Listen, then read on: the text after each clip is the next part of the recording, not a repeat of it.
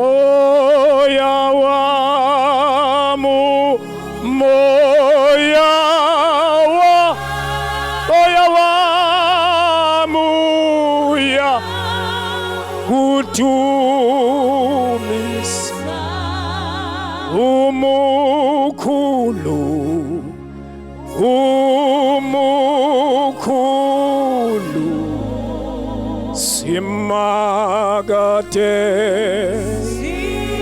simagate umoya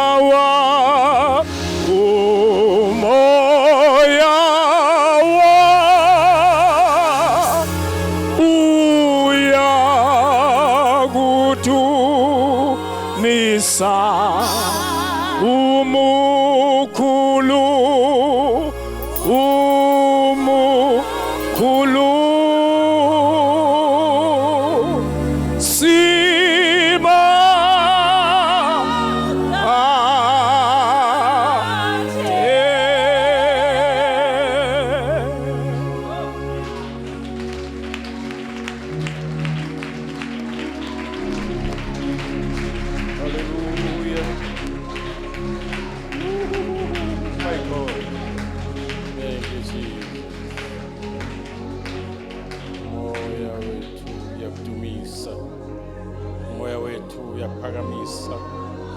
moya wethu uwenza mkhulu bawo namadlolo. Hey!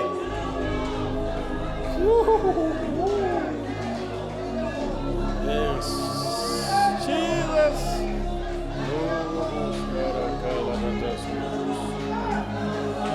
Yes. Yes.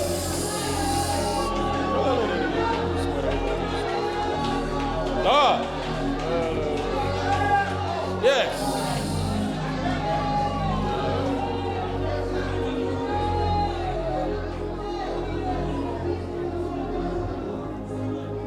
Thank you, Jesus. We bless His holy name. We bless your holy name, Lord.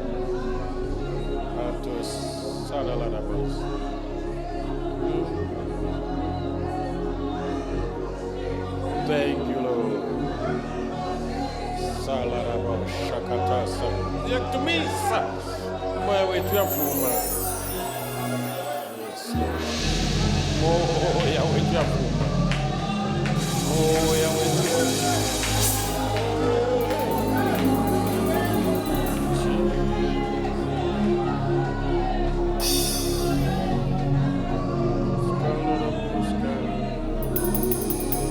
Thank you, Lord.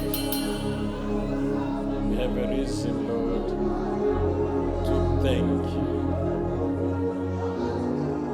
Thank you. Reason to thank you. That's what we have.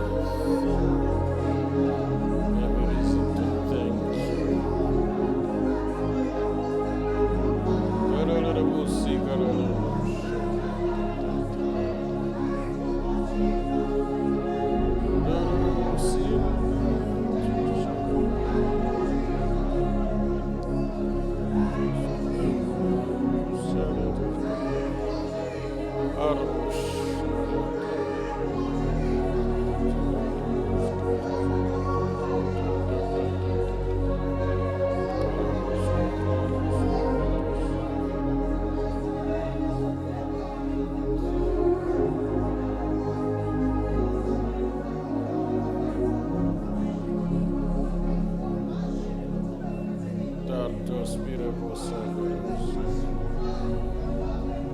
Thank you, Jesus.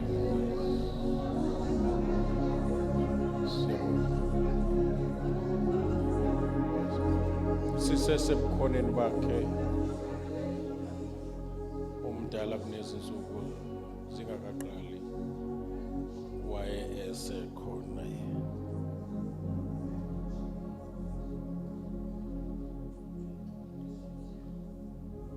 esimbonga ngakho siqalela ekunikeni uqobo lwethu izinto asenzele zona akekho umuntu obengasenza including yourself, you couldn't do what God has done for you. So He deserves all the praise, thanksgiving, and worship. Ngoba nokuvuka nje nokuphefumula konke nje kuwumsebenzi wakhe. NgokaSathane ngokwe-plan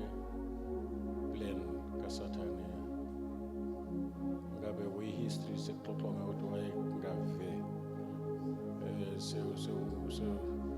sewukwenye indawo, kodwa umusa wakhe, uthando lwakhe, ububele bakhe bugcine ukuthi bekhona. Konje singamshayela izandla uJehova ngalo.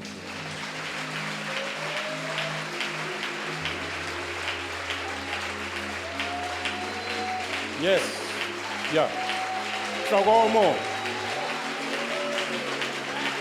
Inhlokomo. Yeah.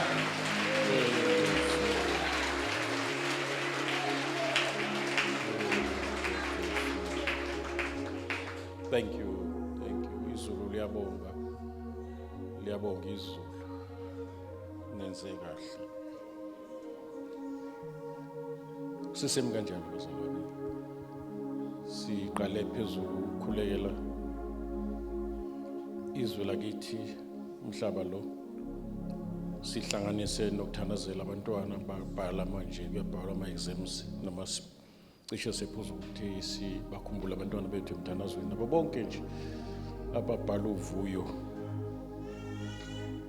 sibakhumbule emthandazweni. Ngishilo-ke phezulu ngathi uSathane akazwani nezinto ngathi ziletha intuthuko empilweni yakho kuwonke ama-aspect, noma into ezokwenza umzimba wakho ube strong, uyabona, akezwani nayo uSathane lo nto. Kulolu kuphuza idrink, icoke, fake nje, kodwa amanzi kunzima. Obana bangivumelayo ukuthi kuzimiphuza amanzi. Kanti impilo ingala. So kuyenzeka uSathane akotele nakhona lapho ukuthi nokho inyama nokho noma inxaniwe kodwa singathi nganxanelela ngapha ngoko-Coca-Cola. Uyayibona lo ndaba. Yeah. No, kwesizinto nje ezenza umzimba wakho ube strong. Ngendlela odla ngayo. Sengathi ungadla nje ujunk food, uyabona. Yeah, une taste. Lokho healthy kwesikhathi ba tasteless. So kuningi nje uSathane akwenzayo nje ungathi kuncanyana ngama demoni uyabona phithizelisa into engathi ziletha intuthuko. So nabantwana ababebhala sikhulele into esibone yenzeka esikoleni, sifunde ikole, umntwana be right unyaka wonke azophathwa ikhanda mayesebhala exam. Beyibona lonto omunye agule ayesibhedlela kubhalwe ngekho. Omunye yonke into akade eyifundile mhlawumbe la kumanye ama test kuziyolandwa kulama test akade ewenza during the year. Ngoba njalo ngoDecember konke akade kufundile kuthathwa isandla esithile esinoboya. Abhekane nephepha azakhumbule mayiphuma ukuthi ya bekufuna ngibhale ukuthi manje akusekho kusiza, time up, pens down, invigilator is taking everything. So i-real land ikhona into ekhona. Yeah, into ekhona. And abanye bayenza ngamabomu bakwenza ungaphumeleli, mawungekho safe, ungavikelekile esandleni sikaNkulunkulu. Bazokusebenza bebona ingane yakho ihlakaniphile. Yabo. Kwesikhathi nje ingasithandi isikole for no reason. Kodwa lo muntu unumber 1 njalo eklasini.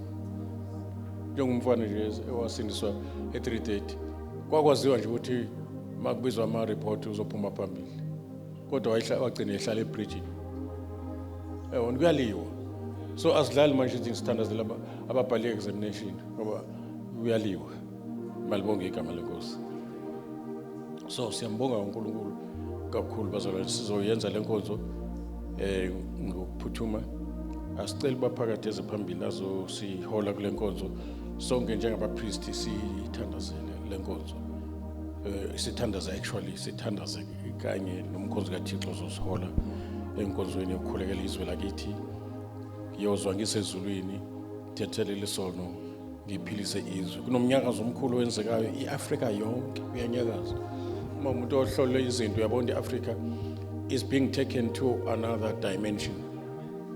It's like uNkulunkulu ayenzayo but he has to shake everything first.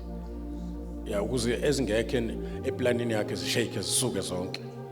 Yeah, so sithandazela ukuthi intando yakhe mayenzeke emhlabeni, so Africa is on earth. So umhlaba ungowajoba nokugcwala kwawo kufunde makwenzeke intando kaNkulunkulu ongumnikazi walo mhlaba. Egameni kaJesu. Over to you baba. Asikhulekeni sonke bazalwane. Baba wethu osezulwini, yise wenkosi yethu Jesu Kristu. Baba namhlanje baba sisondela kuwe baba. The baba umhlaba ngowakho nokugcwala kwawo nabakhileyo kuwo. Egameni kaJesu Kristu waseNazaretha. Baba wethu osezulwini siyakhuleka baba. Sikhulekela abaphathi bethu inkosi yethu othe baba wethu wena umisa amakhosi ngokuthanda kwakhe egameni kaJesu Kristu waseNazaretha. Uthe wena baba wethu guqula nenhliziyo zabo ngokufisa kwakho baba egameni kaJesu.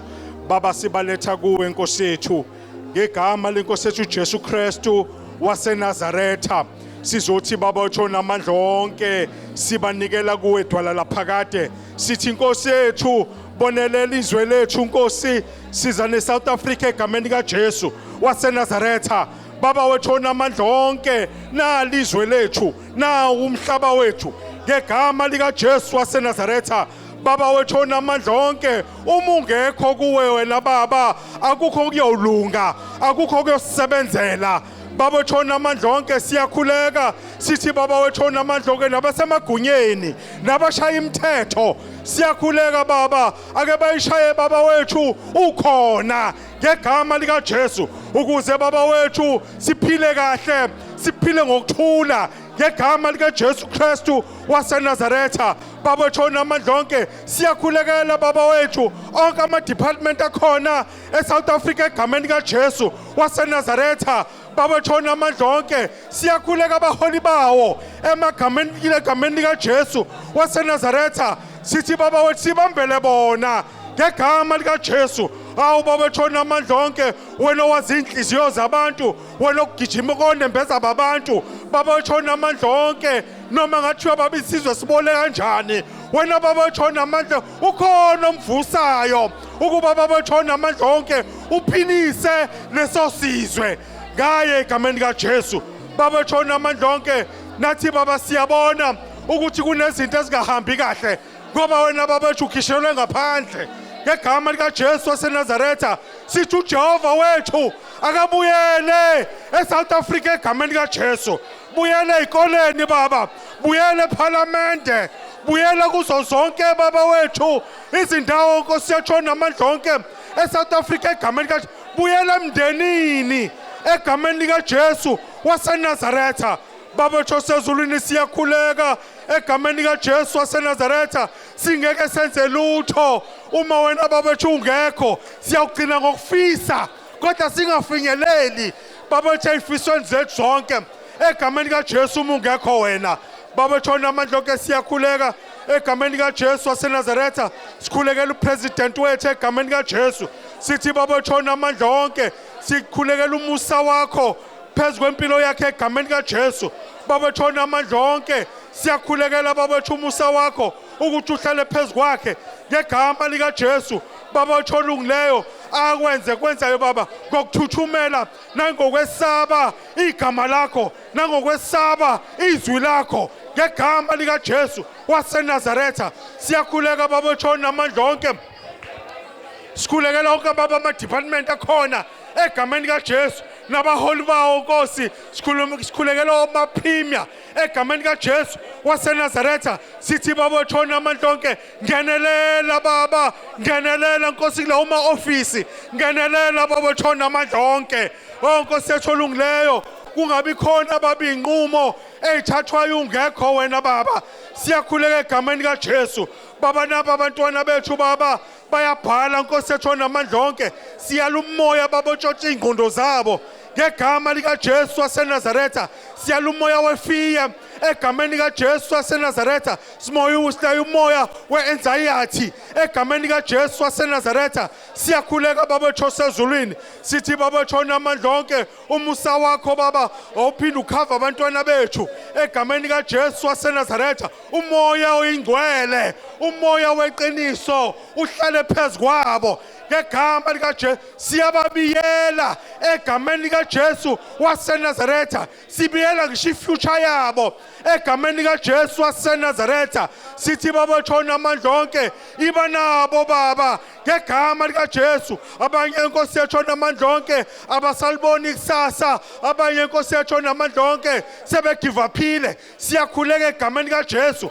ungavumi nabo baba ungavumi nefuture yabo egameni likaJesu Kristu waseNazaretha baba tshona amandla onke sikhulekela umhlaba wonke baba siyabona izimpi uNkulunkulu etshona amandla onke ezikhona egameni likaJesu ezinye ifufusayo egameni likaJesu ezinye ikhona ngegama likaJesu baba tshonqanda baba ngegama likaJesu waseNazaretha sithi lethu ukuthula emhlabeni egameni likaJesu baba utshona amandla onke sikhulekela uIsrael egameni likaJesu waseNazaretha sithi baba otholungileyo iba nomusa phezu kwakhe egama likaJesu waseNazaretha uqine baba ulonde baba etshona amandla onke uvikele baba wethu izitheni zonke egameni likaJesu waseNazaretha siyakhuleka baba ethu umusa wakho hlale phezu kwesizwe sakho egameni likaJesu baba sinyusela udumo lonke kuwe ngokukholwa egameni likaJesu ukuthi baba sekwenzekile in Jesus mighty name amen.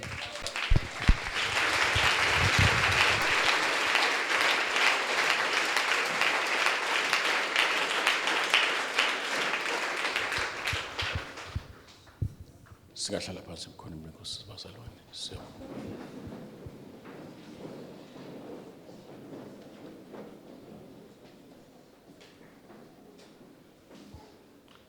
basibingelele phathi ohlelo sibingelele obaba be leadership abakhona nemndeni yabo sibingelele abantwana bethu abasola ngendumiso nabo bonke nje sevayo emsebenzini wenkosi ukuze lezi inkonzo zibe impumelelo sibingelele namba sihambele namkelile kusekhaya egameni likaJesu Kristu sibingelele ibandla lonke likaJesu bingelele isithando somama Mahlaba egameni likaJesu Kristu amen. Siyambonga uNkulunkulu kakhulu bazana sikule nkonzo namhlanje yokukhumbula ukufa kukaJesu Kristu azafike malibonge igama lenkosi ya sikhumbula ukufa kwenkosi ize ifike usho ukufika kwayo ezolanda ibandla lakhe azithengele lona ngegazi lakhe ungambingelela umakhelwane uthi shalom kuye mhlambe mayinga understand buze yamchazela ukuthi angisho ukuthi ukuthula akube nawe mayinga understand akube nawe egameni likaJesu Kristu amen. Sikhathini esihle sobuya kwenkosi bazalwane. The coming of the Lord is at hand. The coming of Jesus is at hand. The coming of Jesus is at hand. Konke okwenzayo kwenza with that mindset. But I have to be ready for the coming. Ready for the coming of Jesus. And moyingcwele uzokusiza ukuthi aba ready lithi iBhayibheli sijabule sithokoze umshado weyibundlu ufikile nomkalo uzilungisile. She has made herself ready for the bridegroom. So ngayo yonke indlela umoyingcwele akusiza ngakugayida ngayo bekululeka bekuhola vuma mthambele umoyingcwele uthunywe kuwe uzokulungisa umakoti njenge matron of honor umoyingcwele ngimbona njenge matron of honor elungisa umakoti emlungiselela umyeni so that umyeni ezomthatha umakoti ampresenta before the father and there will ever be with the Lord. There's no language engachaza i-experience izoqala indaba nje saguqula umzimba ibe misha kuphazima kweso indaba izoqala lapho. And I believe ukuthi there won't be any introduction ezulwini, akubhaliwe ngisho ezweni ukuthi masifike ezulwini sobe sithi ke usuku le namhlanje so introduce ke abakhona kuze nazane. iBhayibheli lithi siyokwazi ngokuphelele njengoba saziwa. So indlela yokucabanga ngendlela ebesicabanga ngayo izoshintsha masifika ngale. Yeah, izoshintsha. uAbraham uPetro nengcezu zaNkulunkulu ezimkhonzela uNkulunkulu zathembeka kwaze bese kufeni, akekho ozokutshela ukuthi ubani loya. Umbuzo uthi konje thina sobonana, yebo, exactly. Sibonana uhambe wazi wafika mzalwane, yes. Hawu ngiyakhumbula sisemgcwabeni wakho, kanti sikungcwaba nje sekuselewe, sikungcwaba nje sekusele 2 years sibonana. Indaba enkulu. And iprofeti eningi about the coming of Jesus sezenzekile. Kusho ukuthi lezi esele ngeke zingenzeki ngoba uNkulunkulu akawaqamba manga. That is the day esilangazelelayo. Because it will be the day where we'll be experiencing something beyond our wildest dreams. Even if you can try to figure out ukuthi kuzobe kuyindawo enjalo, you'll fail dismally. Ngeke wenze ngisho 2% ubuhle. Noma kuthiwa i-artist enjani ngeke kufike. U2% mkhulu kakhulu ukuthi uchaze into elapha. Manje ngicela ungibuzele umakhelwane usima ungenzeka sihambe namhlanje so right. Umbuze nje softly ungabe ngathi kuyaliwa. Cha siyayo ngiyabuza nje mzalwane. Yabo. Ubuze softly, ubuze ngomoya wesonto.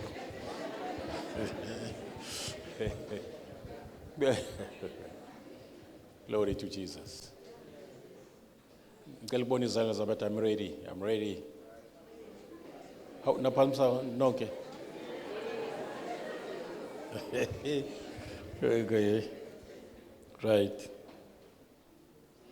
That is what must be the message of our time, the coming of the Lord soon, with the background of the first coming of Christ for our sins, coming to the wicked, the downtrodden, sinners, you name it. But in his coming again, he's not coming that way. Mbambe manje esakuphathele something that will help you to be able to be raptured, to stand before God, have that blessed assurance that Jesus is yours. Have it. Noma ezinye izinto mhlambe zingaphunyuka engqondweni, kodwa please do yourself a favor. Make sure that you have this blessed assurance that Jesus is yours. Yeah, uthi uJesu kubafundi bakhe, ngiyanibona niyajabula madimoni anilalela kodwa jabulani kakhulu ukuthi amagama niyabhaliwe. Akasho ukuthi jabulani ukuthi ni operator kuyiphiwo zikamoya. Akasho ukuthi jabulani ukuthi nikhuluma ngelwimi ukuthi amagama enu abhaliwe. Indaba le. Ngicela ubone makoti kaJesu la endlini. Ningisheshisele. Uma ungaqondi kahle uthi nje isandla usube uthi.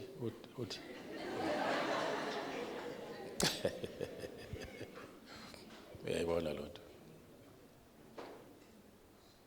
Uma usiphelezela njengempela esimayiphelezela umakoti eziyojika endleleni mangabe kuyajikeka. Angicela ngibone izandla zabathi hayi mina ngiyaniphelezela. Okay. Nokuyangijabulisa lokho mama Hlaba uyabona ukuthi akuphakamisa umuntu sihamba sonke.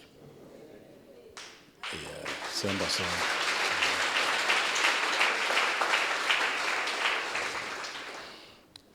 And ayikho indlela ezulwini ehamba la uthanda khona, awuhamba ufahlaza nje.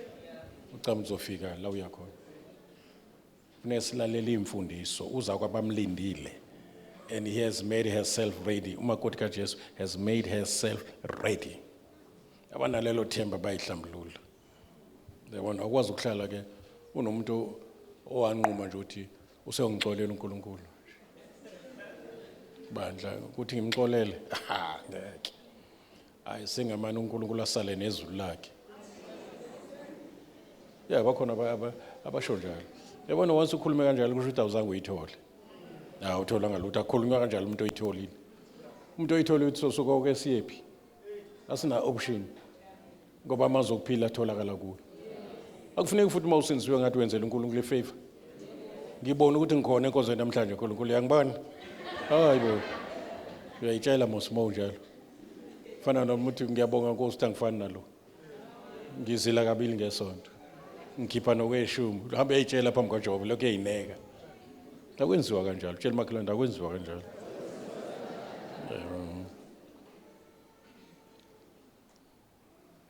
Beke ngithe izolo phezulu sizoba nesifundo not now kodwa nje kulezi insuku ezizayo.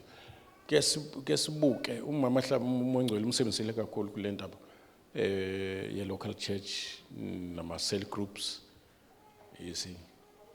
And kuyadingeka futhi si emphasize but kakhulu isifundo se all about the universal Church of Jesus Christ. And the Church of Christ, kuma local churches, lapho ke kuthiwa to the churches of Asia Minor. Bese yasho ke kuthiwa the Church of Ephesus, the church ndalo ngokulandelana kwawo. And my uPaulos address amabandla aseGalatia wa addressa in plural form ko amabandla aseGalatia. But amabandla legamta amabandla li structure esingekho eternal. Kusho ukuthi amabandla esikhathini esiningi kwesikhathi abizwa ngendawo ibandla laseFese laseKorinte njalo njalo. Kusho lokho ama-church amabandla abekwe ku-structure uNkulunkulu as ordainile wabeka ne-organogram yakhona ukuze zonke into zenze ngemfanelo nangenhlelo. So uNkulunkulu has preordained leso structure ukuthi sisigcine kuze beso sukwini lokubuya. It's an indlu yabahambi i-local church. Ngezwakala bazalwane. Icishe ifane ne-tabernacle kaMoses which was movable. But i-universal church it's like a structure esimiso uNkulunkulu esolasta throughout eternity.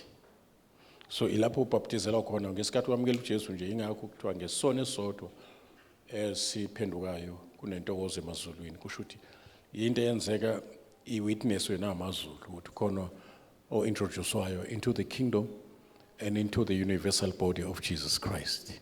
Now lezi zinto kubalekile sifundise nizazi ni understand the importance of loyalty.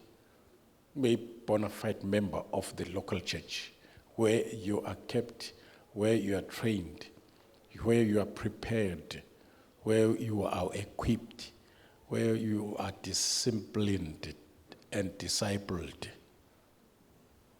Kezwakala? Yeah, ungabu varlos nge-Afrikaans. Ube ingabi Rolling Stone, ube nekhaya. La uphathwa khona, wondliwa khona, la unikela khona, ukhonza uNkulunkulu ngemnikelo yakho. La ugcinwa khona uthandazelwa khona. Ungabi cisho ngalisebenzisela igama ukuthi ungabi iphara cisho nje ngasondela ngakulona. Uthi omngane usoshilo ngithi ngithe cisho ngalisho. So sinalabo bazalwane ke abanganakhaya bese becabanga ukuthi into zobalungela. Ubacheka abakhuli. Laba indawo futhi ngoba baphatheki. Bayiphethe. Izindaba and uvela badabukelo bebona behla benyuka. Yabona? Wathi omunye eyenza ngcono lento wathi hayi mina anginabandla ibandla enkulu ibandla likaJesu universal. No maye sekusinzisile uJesu ukusa endlini yehambi sihambi kulomhlaba. So i local church it's an inn lasigcinwe khona and ukhuluma nomnikazi wendlu le in ukuthi sigcinelwe ubani umnikazi wendlu konje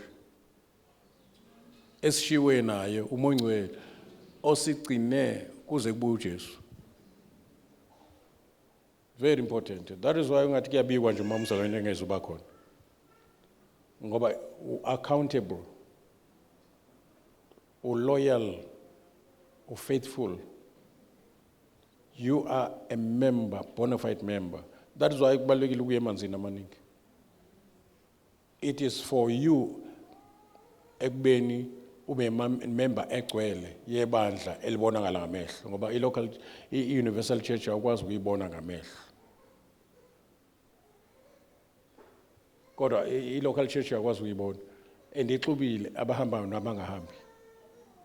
Yabona? Abanothando nabanenzondo bakhona kwi-local church. Kodwa kwi-Universal Church babhaphathiselwa nguMongcwele ngesikhathi besindiswa abantu babhaphathiselwe emzimbeni kaKristu. Uma bezoba yi-members e-local church ezigcwele kufanele balalele umyalo othi nibabhaphathise egameni kaJesu. Then mase bebuya lapho sebebuyela ukuthi bazoqaliswa bafundiswe ngoba benziwe abafundi. Emzimbeni kaKristu universally asinabo abafundi, sinabantwana bakaNkulunkulu. But kwi-local church sinabafundi abazoba izisebenzi badeploywe emsebenzini kaNkulunkulu. Angiphindi emzimbeni kaKristu University sinabantwana sinendlalifa kuyazwakala bazalwane. Yeah, but kwi-local church singabafundi. I-local church isikole kuyafundiswa ukuze abantu bakhulele umsebenzi omiswe ngaphambili. Ukuze ibandla lizandise lona,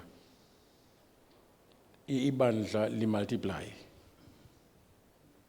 njengezimvu zizale ezinye umeluse ezondla ngezwi lakhe. So sinohlelo ke la sizofundisa khona kakhulu ngokuhleleka kokusebenza noma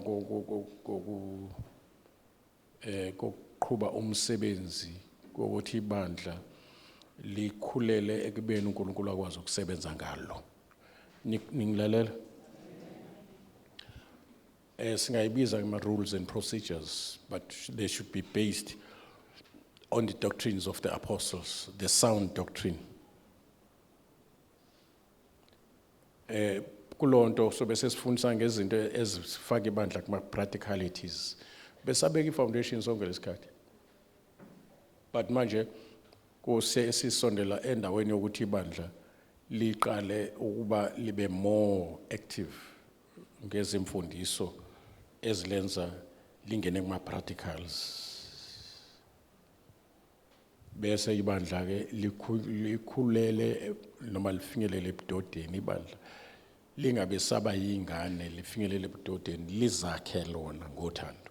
Kunjani pho bazalwane manihlangana omunye unehubo elimbusisile, omunye unesifundo, omunye unesiprofeto, omunye unesambulo. Kodwa ukuhlangana kwenu nenze spiritual bring and share. Konke makwenziwe kuze kwakhe ibandla, ningashayini ngamavesi neziprofeto. Zihlolwe futhi nazo kakhulukazi is-gift of prophecy ay operate iqenqeleke yodwa. Abakhulile bayahlola. Sikhona ezinye into sonifundisa ukuthi ungayi nazo direct ebandleni azidlule kwi-leadership. uNkulunkulu unayo lonto yokwenza izinto. Wakhuluma noMose, uMose wakhuluma noAaron. Basuka noAaron bayokhuluma ne-leadership ama-elder akwa-Israel. Kwabamesuka ke sebeya esizweni. So kusho ukuthi i-protocol emisiwe kwesisikhathi kuba neprofeto ezidinga ukuthi sezihloliwe for i-safety yezimvu. Usakhona? Zingavele ithi zisuka nje. Enizokutshela uMongcwele futhi yabona le awuyidlulise ngapha kwi-leadership bayihlole bayibone ukuthi kulilungela ibandla noma sekuyisikhathi sayo ukuthi ingabekwa ebandleni. Masingakwenzi lokho inkinga yodwa. Kufana nebandla elinga operate kwisiphiwo sokudiscerna.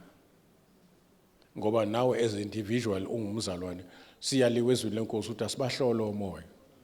Kufuneka sonke sibe noma ukuhlola uze singathi amen kanti kukhuluma i-devil worship ecamouflagile. Ukugqoka kwakhe imvu kodwa mayikhuluma ukhuluma njengodrago. iBhayibheli lisho njalo. Mayemlapha imvu ungamnika uJesu ukuthi hayi lo uhamba noJesu. Umtetela akhulume. Ivoice akuyona kaJesu ekadrago. Manje kufuneka sisize umoya ongcwele asisize sifikelele lapho. Kunabantu abala kungenzeka ukuthi mhlambe abasetshenziswe esikhathini esiningi. And uNkulunkulu kune platform ayivulayo.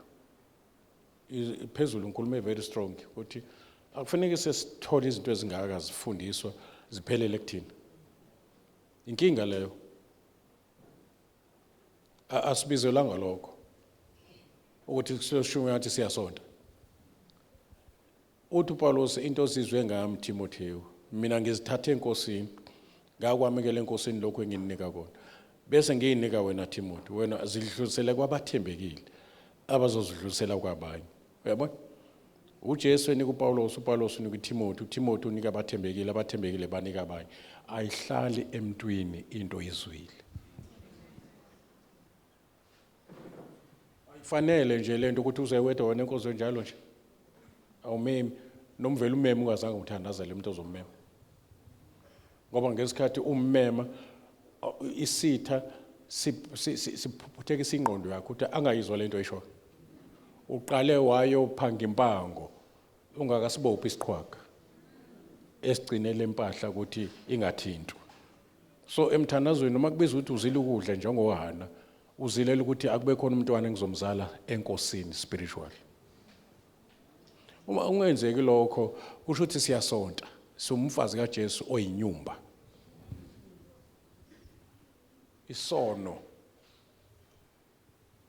noma singadumisa siphamisa izandla uthi uNkulunkulu uma ngixwayisa umuntu ukuthi mayenza kanje uzofa bese wena ungamxwayisi lo muntu yabo igazi lakhe lisezandleni zakho ngoba umtshela sisesikhathini la kufanele esibhasope uMordecai uthi kuEsther uma wena Esther ngoba nakhe uqueen engathi ukhohliwe ukuthi umJuda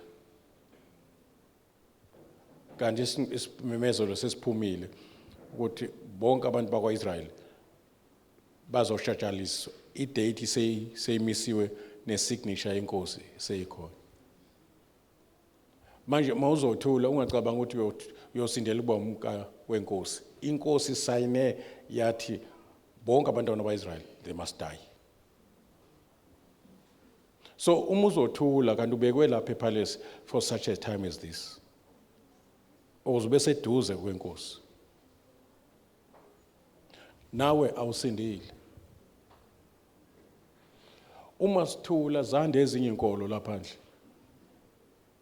zizonqoba lo mhlaba ngoba iprinciple ithi zalanani nande nigcwalisa umhlaba nonqoba lo mhlaba sizonqoba ngokuthandazela nje kuphela izwe lakithi namakhosi it's ora et labora thandaza usebenza thandaza isilatini shushu njalo thandaza usebenza lithi iBhayibheli bathi besakhuleka behlelwa ngumoya ongcwele bagcwaliswa bonke ngumoya ongcwele bethandazela abapostoli lithi iBhayibheli bonke ngesikhathi begcwaliswa ngumoya ongcwele bagcwalisa baphuma bashumayela ivangeli ngesibindi kuyenzeka singabi khona isibindi sokutshela umuntu ngoJesu lokho kuyisign yokuthi umoya ongcwele ngathi akayithathi kahle indawo yakhe umpintshekile mayila kuwe kanti uthunyiwe from heaven ukuthi ayenze sure ukuthi lemphefumulo eyathengwa uJesu ahambe yena umoya ongcwele ayoyilanda ngabantu uJesu wenzile wakhe umsebenzi wakhokha icala wafela izwe manje umoya ongcwele yena wehlela ukuthi ayoyilanda lo mphefumulo kodwa esebantwini. Manje kuyenzeka simcime kumoya kanti bekuthiwe onoJesu nobufakazi kwathiwa mayisefikile umoya ongcwele noba wofakazi.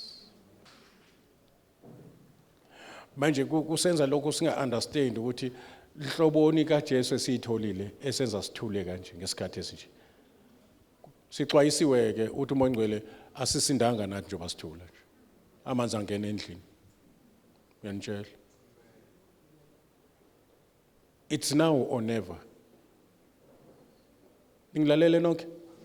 Yeah, kufanele uzibuze ukuthi bangaki obathi at least nje obatshelile ngoba abantu baguqulwa uNkulunkulu nabo bevuma ngenhliziyo. But nawe thandaza phela ukuthi mawufika kulo muntu uNkulunkulu walelizwe esethi uyamphuphethekisa uze angalizwe ivangeli malishungelwe. Sasithi masoqala imvuselelo sisihamba kakhulu namatende. Sasiba neviki noma no 2 weeks lapho sithandaza umthandazo wokubamba sibophe siarreste isiqhwaga ezivimba abantu ukuthi bangezwe makushungelwe. Before nje siyoqala ukushumayela sasihlalisa phansi sithandaze funda izwi sizile ukudla. Ngalo ndlela sidila nalo ozophazamisa abantu ukuthi bangakholwa masibashumayisa. We are binding the strong man before we spoil his goods. Very important. Uma silahle lonto siyasonta. Bazalwane unelungelo lokuthi ngisaye esontweni lapha kwababa Mahlaba. Uyosonta uyozunqamuka usonta. Igama lisonto nje lisho Sunday. Glory to Jesus. Usakhona?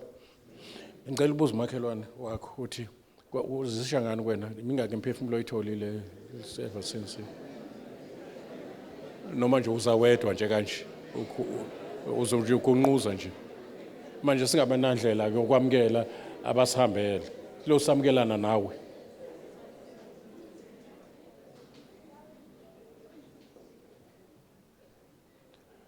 cisho ngathi kunjani la ngaphambili kwi leadership yazuzeka imphefumulo manje ngiyasaba yazi ngisaba indawo abakuyona ngingeza nami ngiyibambe kancane kodwa ikhonto efuna ukusho ukuthi uhamba kanjani la ngaphambili kodwa manje ngidinga ukushwabana kancane usheshe wahleka babucele wena ube kuyizandla kwahlala isipho sehealing wena kwaphila umuntu angazi how far have you gone ngoba I miracle eyodwa is cishe be equal to intshumayelo eningi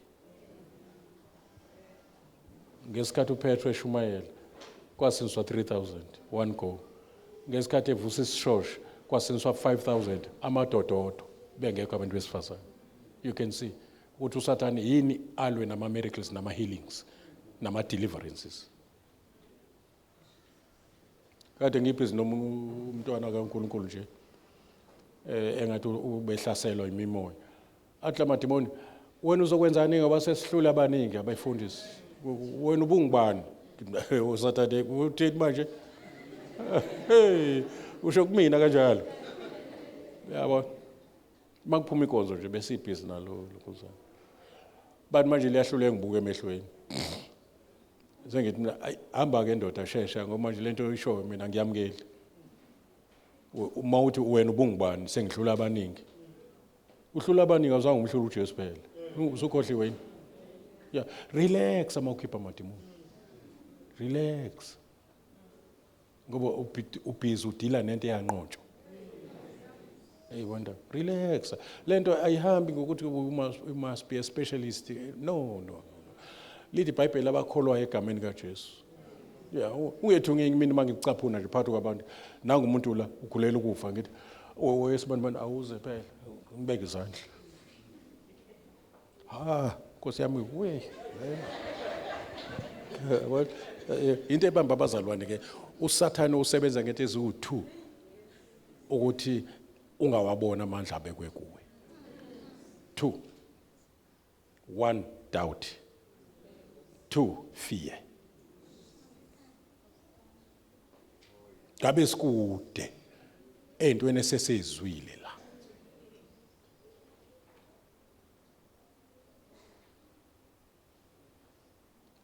Obana kunjalo ngempela mfundisi, doubt, fear. Doubt, fear. Ngoba izinto ezikwenza ube disobedient to the move of the Holy Spirit. Izinto ezenza umoya ongcwele umcime. And ziyawa attract amademoni. So kwenze uphila impilo defeated. You are supposed to live by faith.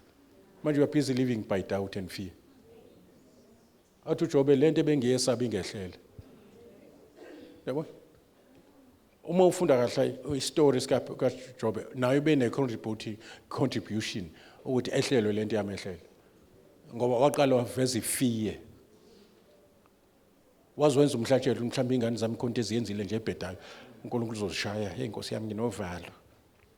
Kufana nokhulisa ingane once ibe teenager uthi we nginovalo izomithela kona lokho. Yabona ngoba lento oyesabayo izokufikela.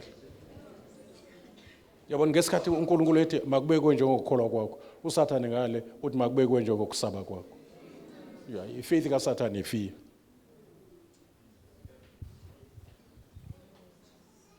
Kodwa leso sikhathi ngiyasiqeda ke namhlanje. Phela isikhathi sokushama isidididi.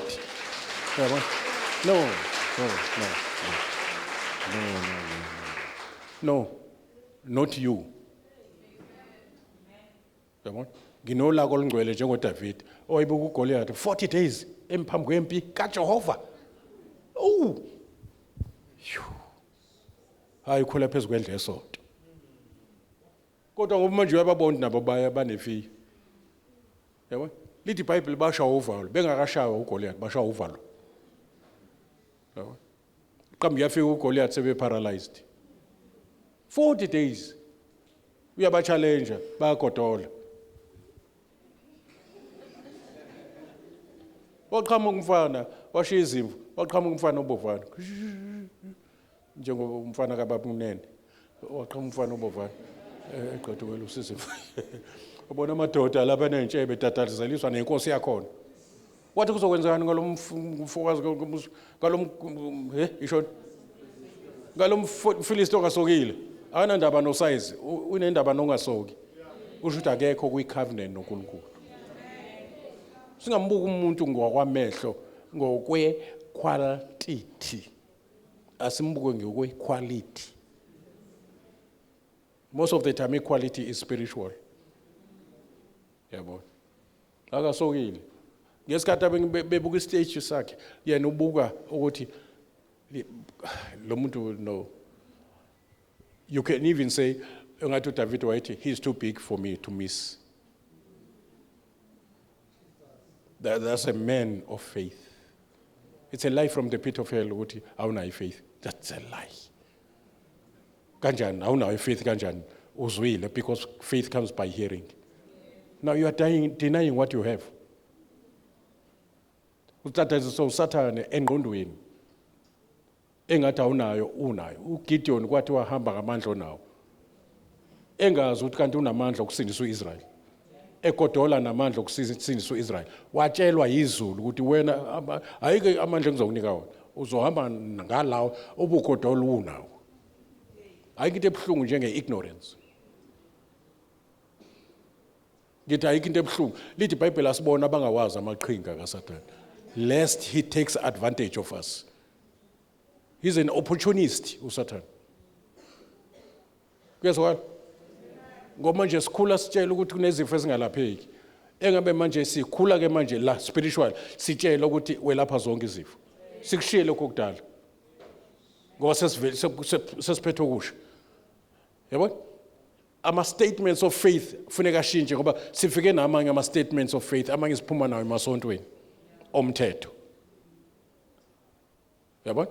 Kune list yama statements izinto esikholwa yizo ekufanele sibambelele kuzo. Ukuze ukholo lwethu lungabi yize. Singakholwa into engathi efile. Into eshekwa isimo. Sinjengentaba sesiyoni thina engenakunyakaziswa. Yabona?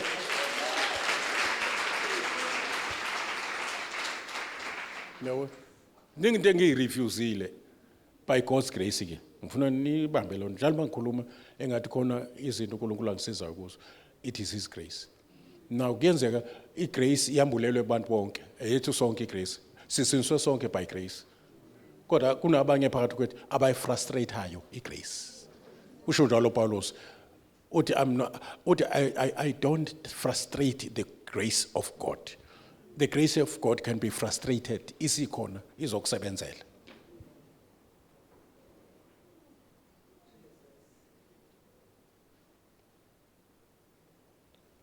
We must outgrow ourselves into Christ. Kufuneka asizolunga masilingana nathi. Kufuneka ukulingana kwethu kuyofika kuKristu. Babona uKristu kithi, bangaboni thina kithi. Namadimoni abona uKristu. Yabo?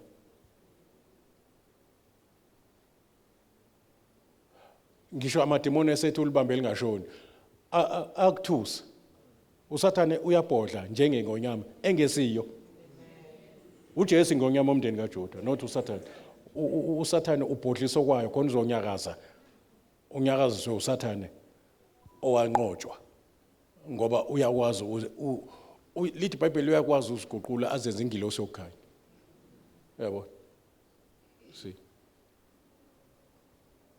obana bayizwa lento ngisho obana bayizwa niphamiselana ngoba manje angazi noma maniphamisa nonke uthi niyangithusa ngixoleleni bazalwane ivangeli elingathi shu ngeke angihambi nalo ivangeli ngithi noma ngiyathandaza amadimoni aloke exoxa ingane kwane eduze kwami uba kuthiwa yakwazi ukulukana abhiza yalukana ngiyathandaza manje ngiyavutha ngapha athi uyathandaza bandla alukana amagoda ngithandaza no it's a pity mamnkosi ngekho ubesho njalo lo mntwana ethi manje yabona ngiyambheka because lento it's about Christ in us the hope of glory. Akaxoshwa yimina mina ngumuntu nje ngaphandle kwaKristu ngumuntu nje uxoshwa into la kimi manje akakwazi uyibheka. It's not about you, forget. Mawucabanga ukuthi it's about you uzoloku ube nanti doubt and fear mangasenzeki. Hawu lo muntu ogula kanje engcono sibize bamahlaba. Ubusonto lobo.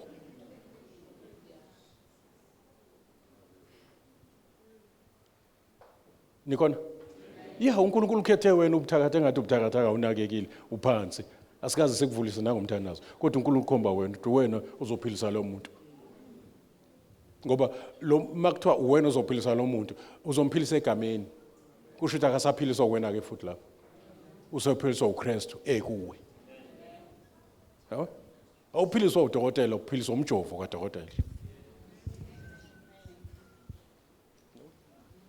umbone mase egqoka ijazi lakhona elimhlophe selokhethi phakamisa makumlungu vula umlomo yona lento uyenza cool ngoba uyazi into ayiphethe asibe njalo nathi asibe njalo nathi asibe njalo nathi it's time it's now bamasideng it's now or never it's now bambisisa lokho nakho uma ungaphethula esandleni thoba vuma ukuthi awukho ngiphethe nalo Jesu ngiyamfake nje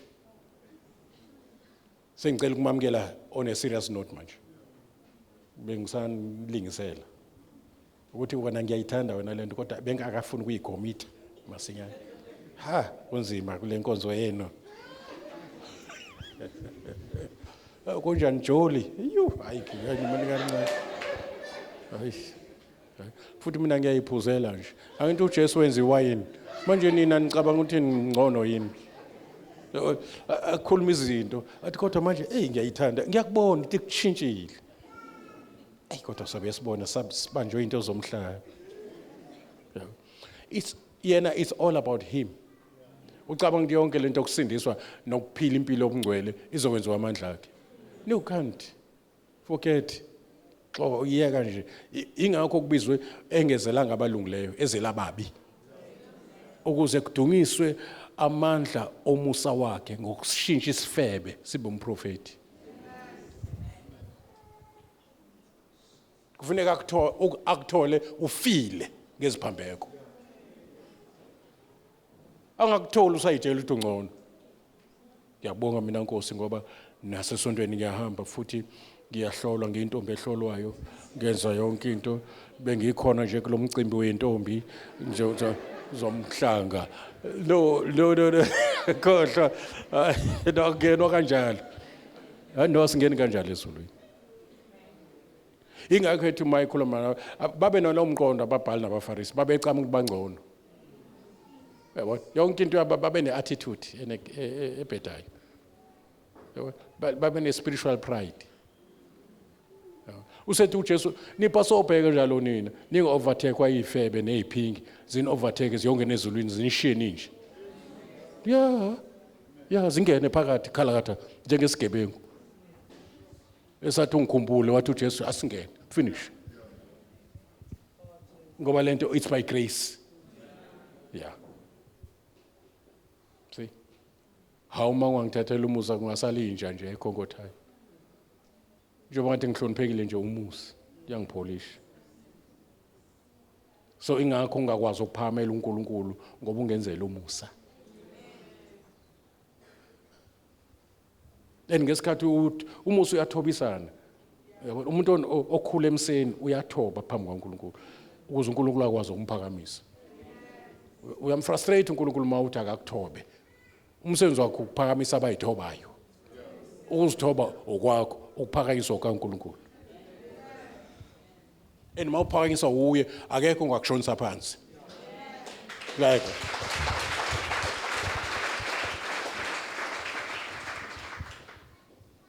Obana bathi moyingcwele sincede siya Inkosi size isikhathi siyahamba uJesu uyabuya. Sincede. Obana bathi Lord if you can use me. Obana bathi I'm available. Mawufuna ukuphilisa abantu ngami nazi izandla zami Nkosi. Kuba mnandi ukubona uNkulunkulu edungiswa because of you. Ndombona nje ngesikhathi ufika ngolwesibili ulethe umthandazo mntanami. Bese kuphele o medical aid ngalomntwana. uNkulunkulu wakho mkhulu yamuzwa ukusedumisa akadumisa wena yamuzwa ke uNkulunkulu wakho ufike naye la ekhaya amkhulu. Sesithatha isinqumo ukuthi mina nendlu yami sivele silandele lo uNkulunkulu wakho. Yabo manje silibe lokugodola yakhe. Ngiyabona? Sichitha isikhathi sika Moya Ngcwele.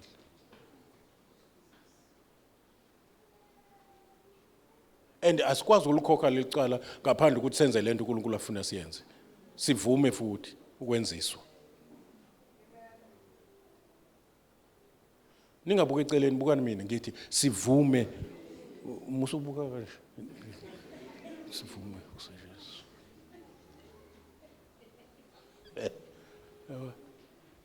Ngoba akusezolunga manje. Listen very carefully now. Akusezolunga nje ukuthi ishumayela ivangeli lomlomo elingahambi nezibonakaliso. Akusasebenzi manje. Sekufuneke manje lithi iBhayibheli baphuma ke bashumayela ivangeli. Kuyaphunywa. Noma ungalishumela ngefoni. Ngoba unelist njengoba kade uhambisa ibhizinisi nje ngalabo bonke labantu wabazisa ukuthi nebhizinisi engasuka umphansi. Wa recruit. Yenza njalo nangapha kwa kingdom. Ngoba uzokhanya njengenkanyezi wena masebenika imqhelo owakho umqhelo kuzoba ukukhanya eyakhe iglory izohluka lapha ezulwini uzoluka ubhanyaza nje ube yistar forever ngoba wawina imphefumulo. Uyangizwa? Yeah, lithi iBhayibheli baphuma ke beshumayela ivangeli. Baphuma ke akusho ukuthi abapostoli kuthiwa baphuma ke. Meaning bonke abano Jesu ngaphakathi banobufakazi. You start there uba ngufakazi. Ngoba lento ayikwazi ukusebenza. Uyabona ungayithenga idumo uyibeke lapho uhlobise ngayo. Thawu le dumo uyazisebenzela hayi cha iyahlobisa nje. Yabona mangiyibeke lapha nika decorator.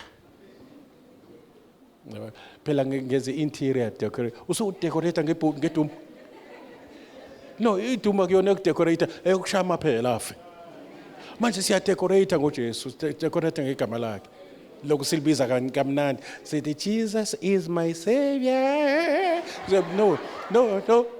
Igama lelo kusebenza likhipha amadimoni leli gama leli. Angiyayibona indaba. Yabona? Hello.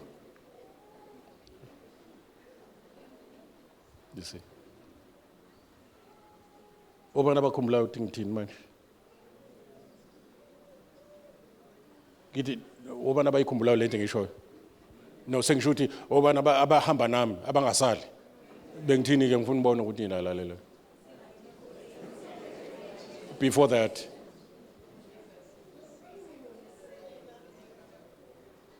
iverse lithi baphuma ke. Ama translators akuyoxoxwa ngalonto ukuthi hayi uMark 16 ufakwe nje after so many centuries wayengekho kumama yina kukhishwe le ethi asiphume eShumayela yini kukhishwa yona baphuma ke beShumayela inkosi isebenza nabo yes kuthiwa benze njani ngithe kuwe ungashumayela nangeselfoni ngoba kuyathakathwa ngeselfoni yabo laba abantu abasebenza imithi base beyakwazi ukusebenza ngeselfoni so ithi centurion no you don't have to go to my house angiyabona isho ngezwi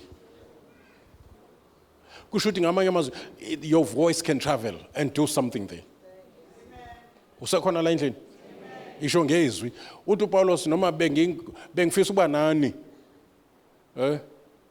ngomzimba kodwa ke nginani ngomoya cishe ngathi nginani kuthiwa uma umzalwane engazange enkonzweni eyibuka kwelokhuzana kuthiwa yini lonto nginani online ungathi wayisho njalo uPaulos yeah bengifisa ukuba nani kodwa nginani online kusho ukuthi ngamanye amazwi uyakwazi ukuthumela izwi ligijime lifike lenze umsebenzi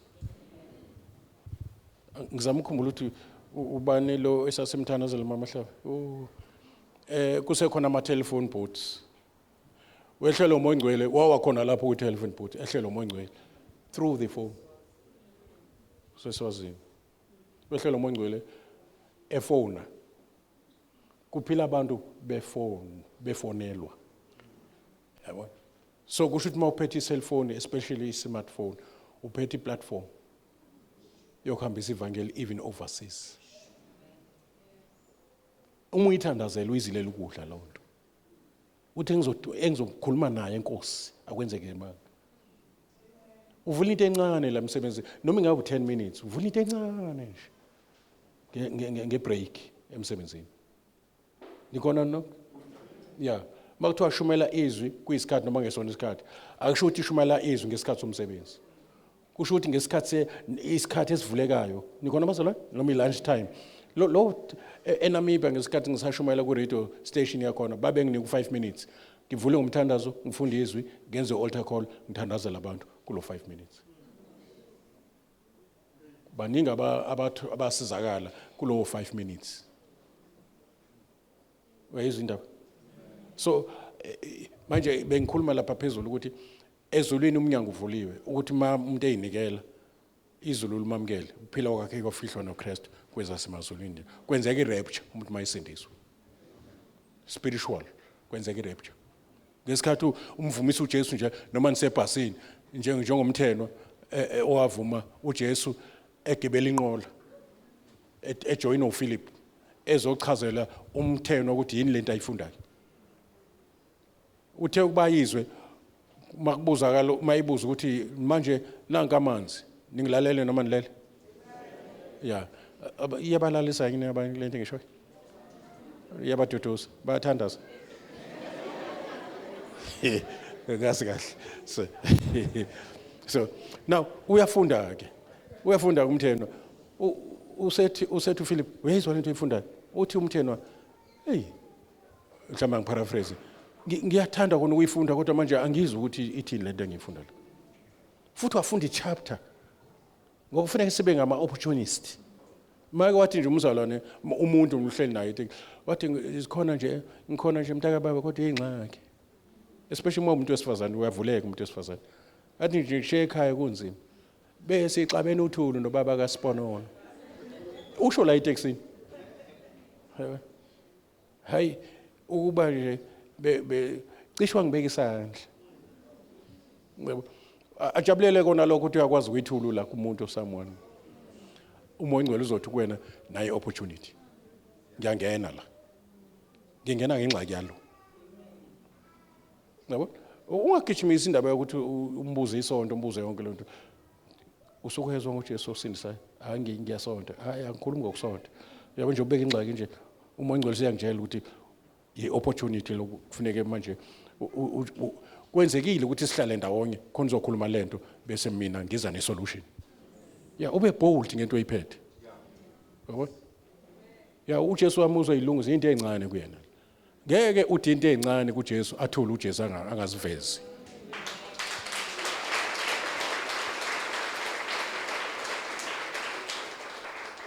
No. Isikhathi siphila kuso manje ungazulindi ukuthi uzobe no 5 years usindisiwe. No 6 months somningabi. Usungasibeka isandla nje, ungasibeka isandla uqeda ukusindiswa. Njengowesifazane owahlangana noJesu emthonjeni. Washimbiza phansi watshela abantu esixekweni lapha wathi uzanibona ongijele konke kwathi ivumbu iSamaria leza kuJesu ngomuntu onama hours esindisiwe. Manje wena bale iminyaka. Manje uzozathi uJesu onamahloni ngami nami masifike ezulwini ngiyomshalaza. Ingakho Paulo usethe nginamahloni ngevangeli. Kusho ukuthi akhona amahloni. Yiwo labamba abazalwane. Uthi mongcwela ngisho njengoba nididizela nje sikhuluma ngama cellphone ama cell groups sengithi ama cellphone angazi ngilithatha bile sikhuluma ngama cell groups awanyakazi nakhona isiqoqoqo nje sabazalwane abangenambono ukuthi kufanele kusindiswe abantu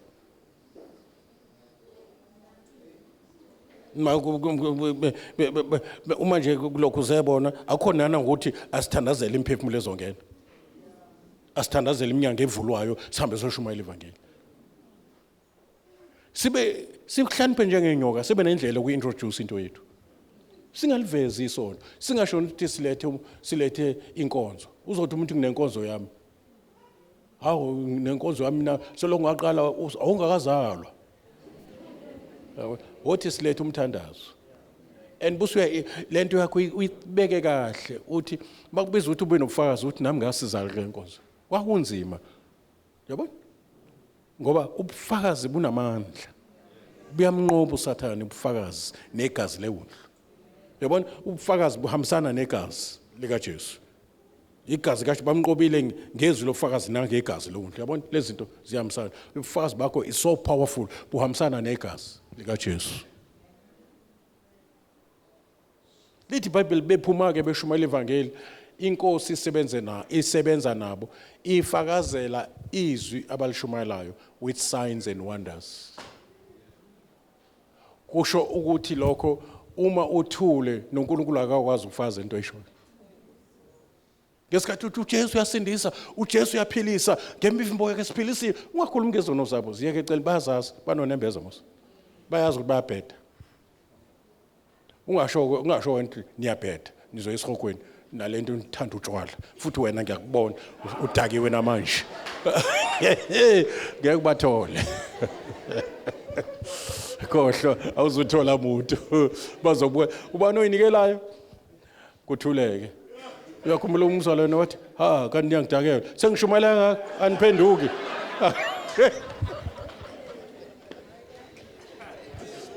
sengishumayela ngaka aniphenduki kanti ngiyangidakela le introduction yakhe yaphethe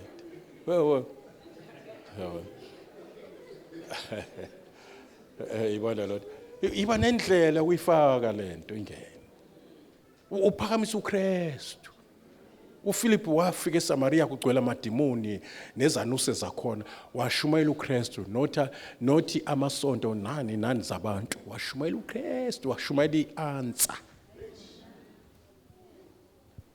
kwabalula ukuthi uNkulunkulu ayifakazele into eyishungelo ngoba ushumayela indodana kaNkulunkulu uNkulunkulu wayeseyafakaza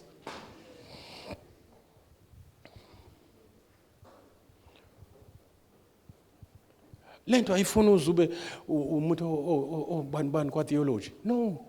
Uzani mbona ongitshele konke itheology lonto ejulile. Uzani ngaba kuyena yini uMesiya lo esimlindile. Kunabantu into abayilindile. Kodwa akazi ulindeni kodwa noma sesosontweni uyeza ukuthi akufithi kahle. Kodwa akazi uzoyithini lento kodwa uyayizwa ukuthi ayihlangana sengiyenza nje kwenzela phela ukuthi mase kufika isikhathi songcwaba abangcwabi. Yabona ukhonzela ukungcwatshwa. Yabona akakhonzeli ukuthi ayezulwini noma mhlambe ahlangane noJesu emkhathini irapture izinto akazazi lezo. Nakhona esonto bamthusa ngalokho ukuthi ngeke sikungcwabe uma kwalokho. Ngeke sikushadise futhi. Sokubuka nje uyoshadiswa cishe ngathi amaphara. Awu. Ayibamba kusuka. Ayonda. Uyikhonde mthe uzobona mase senisiwe athi bengiba ngikhule esontweni kagogo besisonda lapho. Sivuswe ekseni siyesontweni. Kodwa ngizwe ukuthi akuhlangani. Kodwa nginele ngamukela uJesu. Mhlawumbe njalo kukhonzela emjondolo. Uphuma esontweni elikhulu elineqhude phezulu lapha phezulu lesiphambano. Uzothola uJesu emjondolo. Yabo nobaba wakhona akakwazi ukukhuluma kahle isingisi kodwa ushumela uJesu usindisayo. Kuphila abantu kuphuma amadimoni unogcobo lwasezulwini endlini kaThayela. Impuphuthi yahlangana noJesu phansi kwesihlahla. Nothi esontweni elikhulu.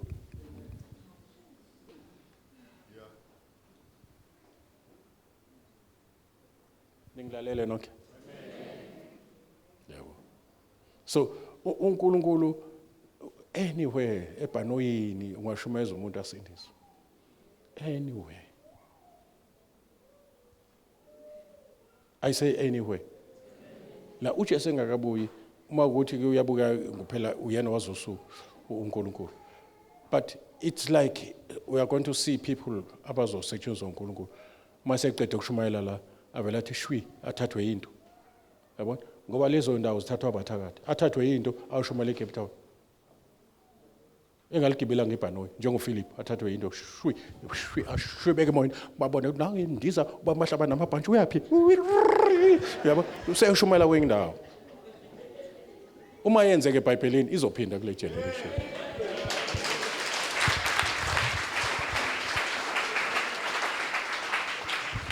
Yabo lapho sengiphethe netablet yami selike ngishube ngiyoshubela kwinto. Glory to Jesus. Hawu asinakuhlula abathakathi bendiza ngomshanelo. Yabo yisi. Kodwa manje umoya obusonto okugodola mubi kakhulu masusindisiwe. Yabo uyivela kubona uSathane uyakudadisha kubuke kahle athi lo ngathi akawazi amandla akhe. Yabo yabona umzwile axoxe namadimoni umzwile mayikhuluma ukuthi ubebanjwe yiflu usabanjwa lo yiflu izinto ezanqotshwa uJesu sambamba lo akawazi amandla kuye ukuthi avusa uJesu lamandla kuye uNkulunkulu wasebenza ngalamandla kuye lo mzalwane ukuthi uyazi yonke uSathane into wazi ngisho amavesi mayikubona uyabona uyatatazela uzazi athi lo akawazi amandla akhe yabona lo akazi lo ebesethumela amadimoni mvaleni ingqondo ngoba mayengaze avuleka amehlo azibona ungubani saphela thina mgcineni nje noma ethandaza akathandaza umthandazo ngathi usho baba siza kuwe sesiyalala nathi ukulala nathi akalali nje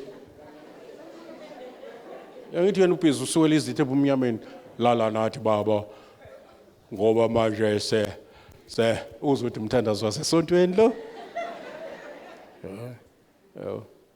umthandazo ofile bantu abasha ningangeni kulonto mayisefile umongcwele noma kunokwamukeliswa amandla ni prophet ukuprophethe kusho ukuthi kuba ube spokesperson sikaNkulunkulu ukhulumela izulu emhlabeni ukhuluma izinto fresh from heaven ziyongena ebantwini that's prophecy.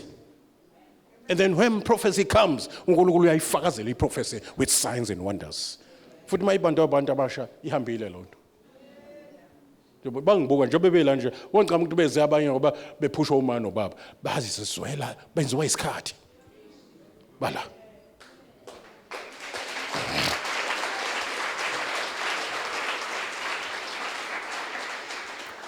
Yeah, have ngaba mnandi umuntu omusha lapha esikoleni kwaziwe nje ukuthi bakwathi idemon la kubizwa wena. Yabona usho 1 2 3 awulibizi igama lika Jesu kubizwa ebuhlungu umphimbo.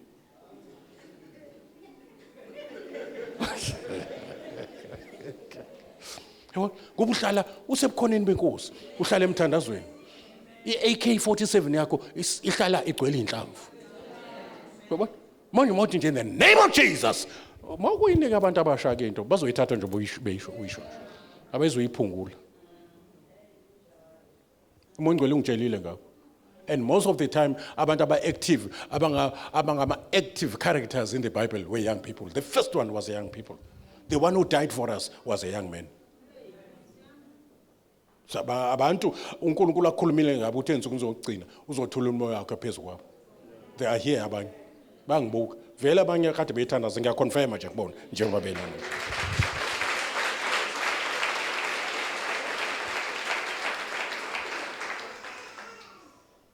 Obana bathi sifuna uNkulunkulu wenza izinto. Oh my God. Yeah. Uma ukuwe wayithatha inkinga wayithi ngomthandazo. Iyapatshaka. Ayikho inkinga engamelana nawe. Iba kulo position ukuthi kokholwayo konke kuyenzeka, kokholwayo. Alisho kumpostoli ukuthi kokholwayo. Cela izandla ubone izandla zabakholwayo la. You must take that position. Ungagcini ngokwazi. Kezwakala bazalwane. Iphileke manje le nto yenze le nto uyikhulume futhi uyicabange. It must preoccupy your mind. Ngisho ufunda sekuthiwa wena umthetho wakho uyabona imaths yakhula. Have dominion over that. I say have dominion over that. I say dominate that mathematics and tell mathematics I'm going to pass you with flying colors. I'm reigning with Christ. I'm reigning. I'm a king. You will be surprised uNkulunkulu ethinta ama-nerve cells of your brains to be ready to receive and understand, because the Holy Spirit is spirit of wisdom, knowledge and understanding. Yabona awuyena nje ukuthi nje si-understand emasenkonzweni nakwi-secular world uyangena uMongcwele. Yabona asinike ne-business plan, asinike nokuthi sithathe iphi career. Ngoba uMongcwele is well updated, ready to upgrade you. Yabona uMongcwele understand i-fourth industrial revolution. Yabona ningakho nje awoni mawubuza kuwe entweni zonke buzana intando yakhe. Ngoba indlela yomuntu ayikho emntwini inguKristu. So ingakho nalokho ukukhola ungakusoli. Nikhona bazalwane? Yeah, ngoba yena uyena okubumbile wakwirisha. Uyazi ukuthi into ngiyisho lento noma ngiyeke. Angiyeke. Ngoyisho kusasa. Yeah. So i-career ungayithandi ngoba uyithathiswa isimo. I'm sorry, ungayifundeli i-career ethile ngoba wenziwa isimo. Ithathe ngoba une prophecy ehambisana nokuthi uNkulunkulu ukwarishe kanjani for 9 months. Yabona? Umprofeti akaqala ube umprofeti phambi kaNkulunkulu ngoba esezelwe esekhulile. Ngingakakubumbi ngakwazi ungakaphuma ezalweni ngakwenza umprofeti ungakazalwa bese ngiqedile ngawo. My psychological wiring bengiwarisha umprofeti noma umvangeli la noma iscientist. So hamba ke ngale engekwarishele yona i-fulfillment yakhe lapho. You are going to have explosive success. Ngoba wenza into wayiplanelwa uNkulunkulu. Futhi uNkulunkulu unesibindi sokutshela ukuthi I know the plans I have for you. Yabo? So hamba ke wena mawuthandaza uyobuza iplan yakho kuNkulunkulu. Hawu nikona bazalwane? Ngoba ngeke akwenze kanti akana plan. Noma watholakala outside marriage kodwa ukhona. Yabo? Ukhona wena uyaphila. Futhi i-universe yakho, i-universe kaNkulunkulu bingeke iphelele ngaphandle kwakho. Ukhona, you are unique and special. Ingakho singafani sonke. uNkulunkulu ama-varieties because umbuso wakhe is too vast. Asikwazi ukuba into eyodwa sonke mawukhala endlu nje ngeke yakhe umapendane kuphela. Kufanele kube khona ogudu ukubeka isitini. Omunye afaka amaplanga ngeplamba. omunye electricity afake umbuso kaNkulunkulu njalo. Awu nikhona? You have to have a special discovery. You must discover yourself. uNkulunkulu akusize kwenzeke i-discovery. The best you can do for your life is to discover who you are according to God. Get the best discovery nikhona bazalwane in your life is to discover you ne-potential uNkulunkulu ayikuyo ne-purpose. Why are you here? You were not created to exist. I say you were not created to exist. Yeah, khona bangibavusayo nje bangisho. I say manabo but ngoba nje I don't want them to miss it. Yabo. Njengoba ngishumayela it's now 50 years ngishumayela. Yabona ukuthi angikhathali ngoba ngisentweni engayiwirishelwa. I'm not struggling. Yabo. Eagle is not struggling. Ayishaya nayisizwe yokundiza kakhulu phezulu. Ungamangala nje ithi eagle yenza lonto ishawa isiyezi no nemfene nenkawu masisuke emthini jump umuthi inja ilokhu iyazazi ngangayihluphi ngalento lo muntu uyambona wenze njani and nayo inkawu ayinalo uvalo lokusuka from 3 to 3 vele kusuka umuntu esifazane ethi I want to be a pilot hawu into enzima ngathi ngizimba uligibela ibhanoyi what about ukushayela angene ne khona umunye sesama ngebhanoyi lelishayelo yena umama nje usisi nje uyabona umuntu omnyama namaqhoko sakhe yongena ebhanoyini ngibna hayibo kunjani namhlanje uSofia la siyakhona Jesus amaqhoko sipho mayifika lapha na kwi-cockpit useqala before athinte inkinopho lezi egcwele usethi qala uvula isikolo uyabona he's an ordinary woman yabona akuthi ngoba na kuyipilot useyisimanga nange ethi kusho ukuthi umama umuntu esifazana ufana nami uyayithanda ufuna ukubona kahle ebusweni yabona uzokwenza into complicated kodwa uqala ngale simple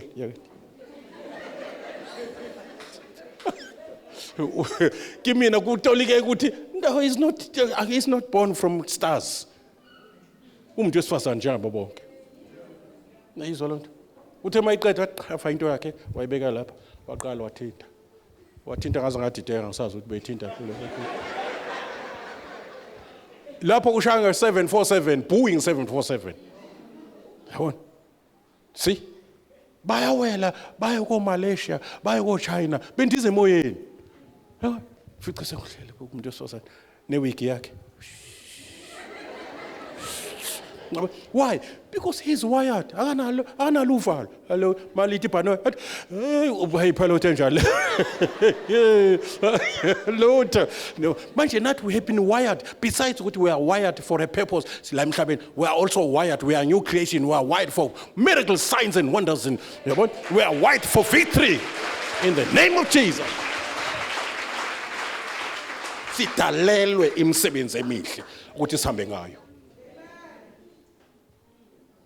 Akufuneki sibe izinto ezidabukisayo nje noma uthandaza Nkosi ngiyakhuleka egameni likaJesu Kristu uzotshekisa ikhathi uyizenza sihlupheke phambi kwaNkulunkulu ngoba baba ayikho into engayenza ngikhala amanzi njengengcuba baba konke nje Nkosi yami akulunga iThixo namandla wakhe ayi awuthandaza nje kwendlalifa nomntwana kaNkulunkulu uthi sakasho ukuthi anothi manithandaza ngiza kuwe ngelutho ngazi ukuthi wathi anothi baba wethu osezulwini umbuso wakho mawufike intando yakho mayenziwe emhlabeni akasho nokuthi anothi siyacela umbuso wakho mawufike uthi njalo ukuthi umbuso wakho mawufike intando yakho mayenziwe emhlabeni ngoba kukhuluma ingane ikhuluma noyise usiphe namhlanje isinkosi semhlaba emihle tethele izono zethu njengoba sibathethela basona ungasingenise ukuba kodwa sikhulule this type of prayer it looks like it's demanding. Nyawazi umthandazo obalekile kuthiwa umthandazo kabantu ubana bokhumbula umthandazo eBhayibhelini khona bashoyo ngala. It sounded very selfish mawufunda lo mthandazo. uJabez angithi igama liJabez igama umuntu molitolika libhlungu ukutolika kwakho. It's like in a pain phakathi ministry yakho ilokuzana meaning yakho inento e pain. Kodwa he refused to be like his name. Yabo? Usathana akafaka ilabel ngendlela wakhula ngayo. Ibisi ba igama lakho lelo. You must pray above your name. You must pray against isimo segama lakho. Ngoba unegama elisha lokuthi wona umntwana nendlalifa yasezulwini. Usekhona? Oh, izuka nje oh that you may bless me. Inomi nje phakathi. But lithi iBhayibheli uNkulunkulu he answered that prayer. Because wayewazi amalungelo akhe kuNkulunkulu. Egameni kaJesu Kristu. Amen.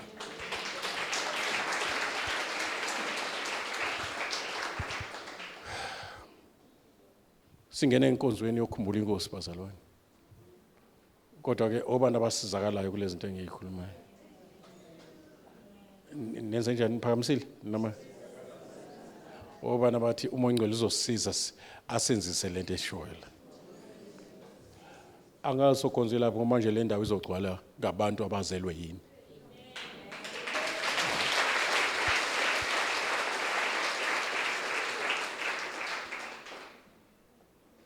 Akubonakala ukuthi yini esitholile. Akubonakala. Makufika izifo kufanele zazi ukuthi ufike endaweni e-wrong. I-address i-wrong. Nikhona? Wena uyi-object yokwenzeka kwentando kaNkulunkulu. Yebo, not intando yenye into. Manje makuthiwa intando yakho mayenzeke kuphi? Njoba enjani? Now, if there's no sickness in heaven, why sivume kube ne-sickness on earth? Ngoba nakho kuvuliwe ukuthi le ntando yenzeke ezulwini ayehle ize emhlabeni.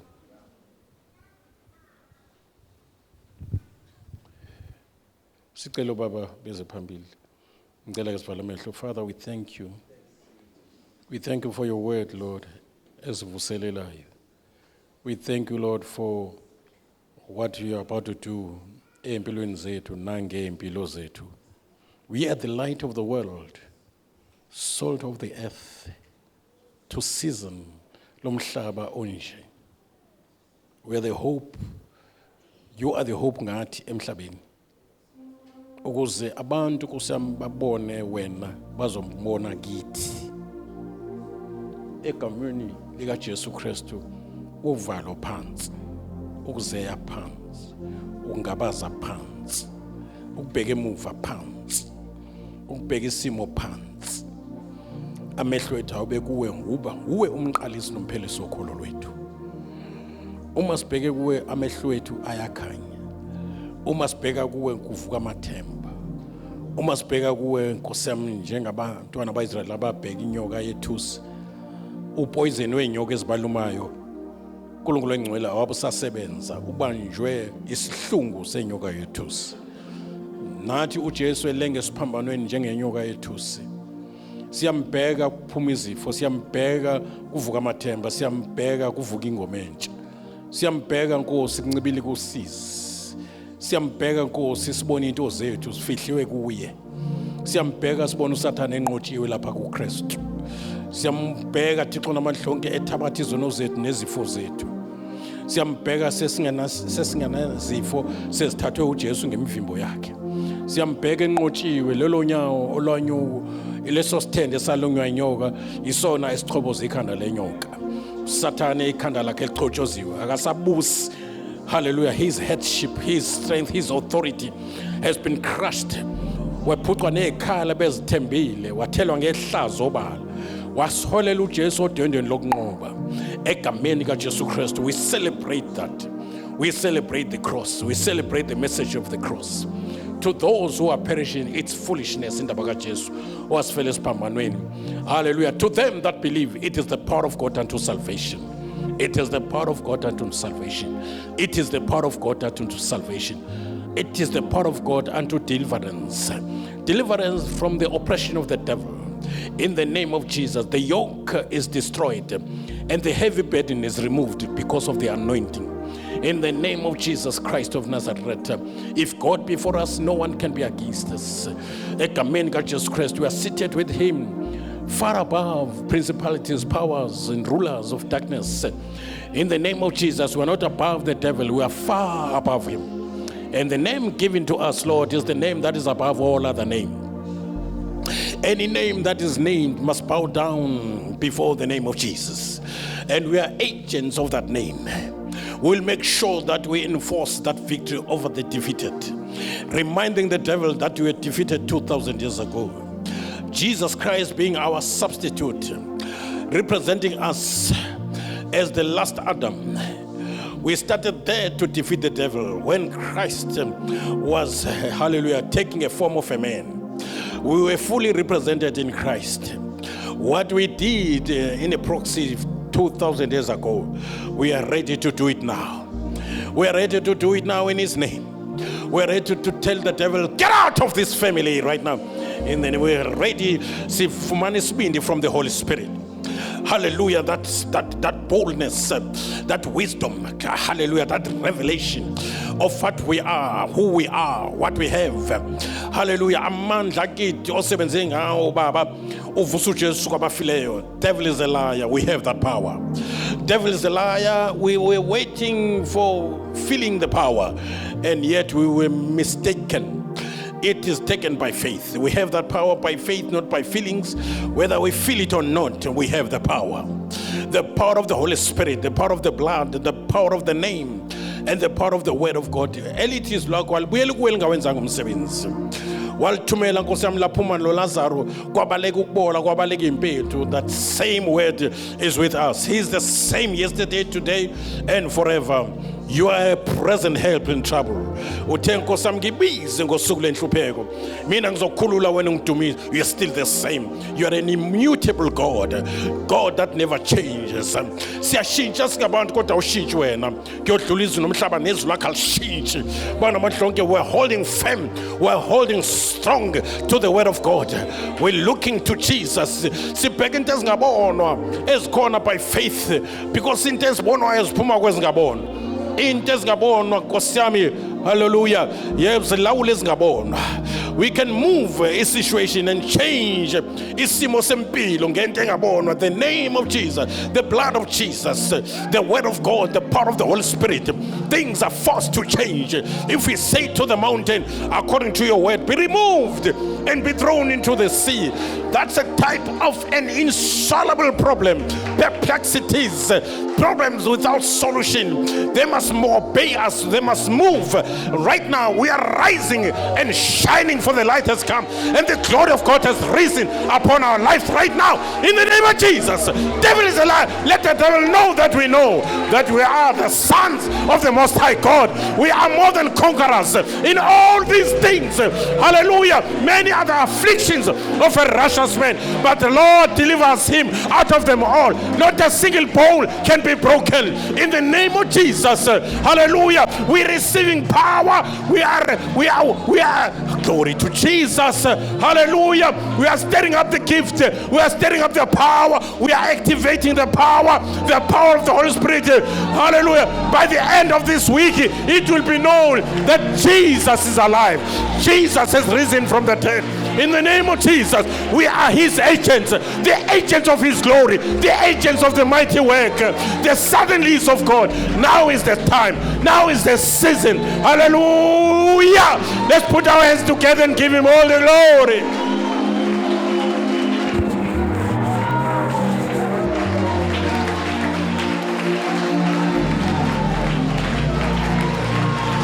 Let's give God all the glory. Let's celebrate our champion Jesus. Hallelujah. He is the King of Kings. He is the Lord of Lords. He is Alpha and Omega. Hallelujah. He is Jehovah Jireh. He is Jehovah Nissi. He is Jehovah Rapha. The Lord our physician. The Lord our healer. He heals all diseases. He breaks all the yoke. He destroys every yoke. No devil can dare stand against us. If the Lord is with us, no devil can. In the name of Jesus. In the name of Jesus. The mighty army of the Lord is rising now. The mighty army of the Lord is within reason. Give God all the glory. Celebrate. Celebrate victory. That's your victory. This is not just Jesus' victory. It was Jesus' victory for your sake and for you. In the name of Jesus. Hey! Make a joyful noise to the Lord. Make a joyful noise to the Lord. Shout victory. Shout victory in the name of Jesus. Oh my God.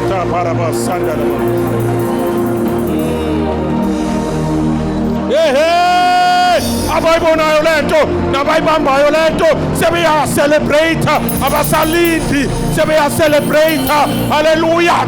Imithakalo yamadimoni iyahlephuka right now. Jesus is Lord.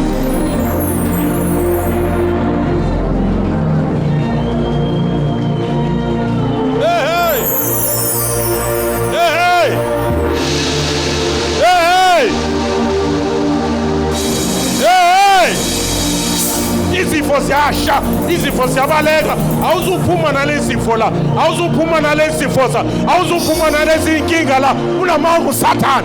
Hallelujah. You are set free by fire and by force by the blood of the Lord. Hallelujah. That speaks. Allow the blood of Jesus to speak.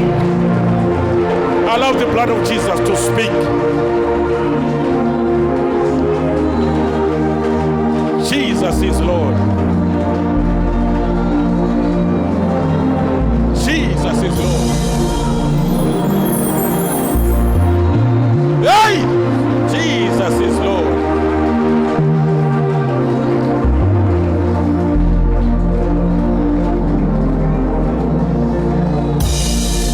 Jesus is Lord. I say, Jesus reigns supreme. He is the head of the church. He is seated at the right hand of the Father. We are of the kingdom that cannot be shaken. I refuse to be shaken. I refuse to be shaken in Jesus. I refuse to be shaken in the name of Jesus. I refuse to be shaken in Jesus' name. I refuse to be shaken in Jesus' name.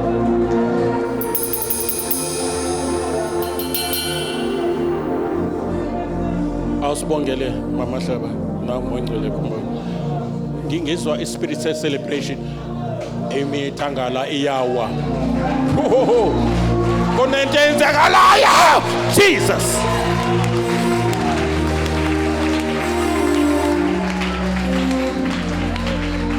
Usibongele Mama Hlaba.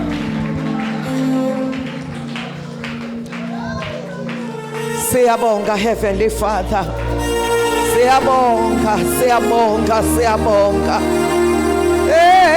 Siyabonga, siyabonga, siyabonga. Siyabonga Baba, siyabonga. Sibonga egameni likaJesu. Ophila kuze kube phakade. Owafihliza ikhanda likaSathane. Wamthatha wamshutheka phansi kwenyawo zethu. Siyabonga ukuthi singabanqobileyo. Siyabonga ukuthi sinamandla. Siyabonga Heavenly Father. Ngegama likaJesu Kristu usiphakamisile phezu kwezimo. Baba wethu onamandla wonke usenza inhloko singabi ngumfila. Siyabonga egameni likaJesu Kristu usinikeza amandla phezu kofezela nenyoka abasoze basenza lutho. Siyabonga egameni likaJesu sibonga leso sandla sinamandla. Siyasizwa siphezu kwethu ngegama likaJesu. Usakhuluma uyadala. Sibonga amandla, sibonga umlilo, sibonga uqobo lakho phezu kwempilo yethu. Hey Baba, hey Baba, hey Baba,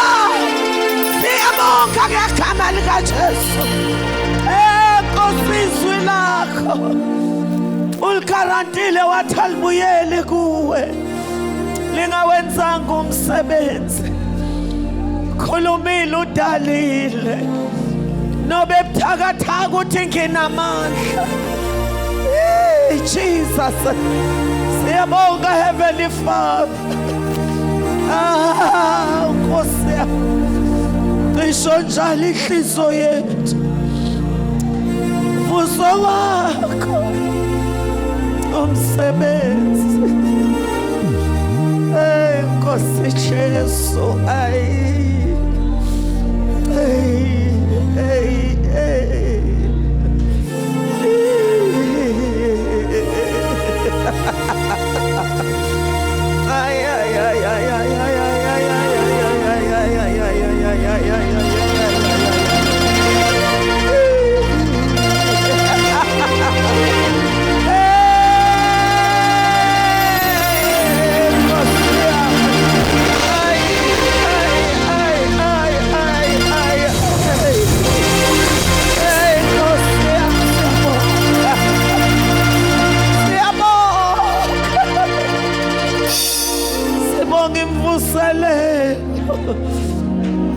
esikhathini sokuphola kothando ngabaningi kodwa siyabonga.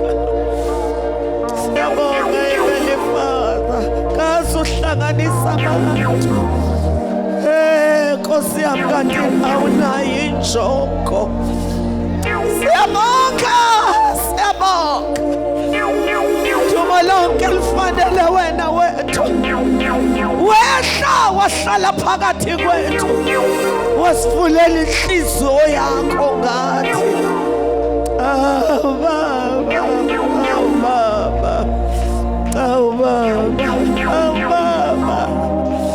Baba, Baba, sibongile Nkosi, ngizinto enkulu senzile.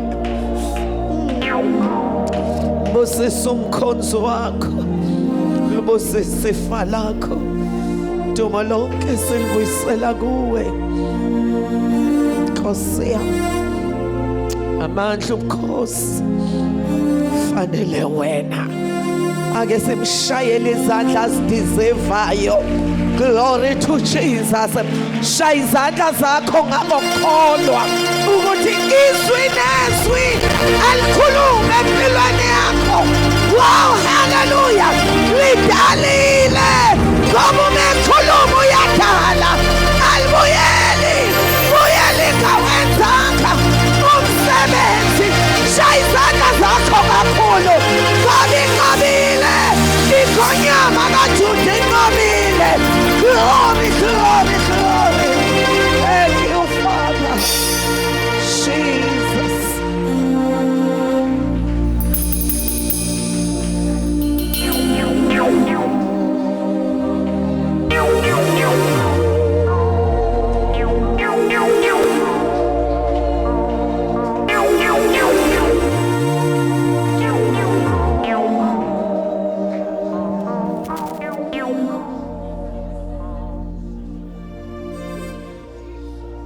Uthi uJesu amazwi engiwakhuluma kini awumoya futhi awuphili.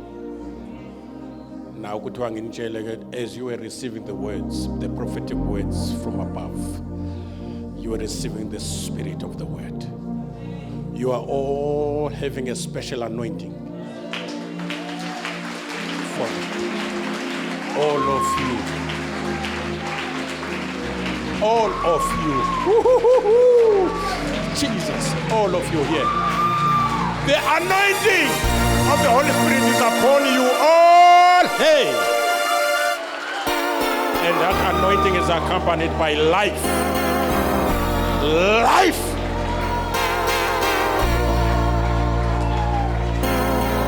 Life. Life. Life. Life.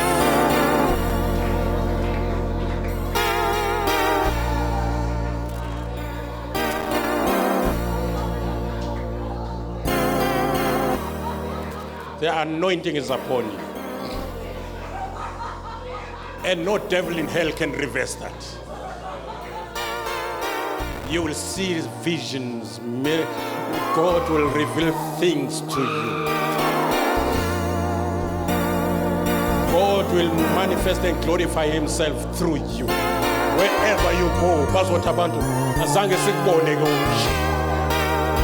they will see it. The time for God to move globally, mightily is here. It's a season, it's time. You better avail yourself.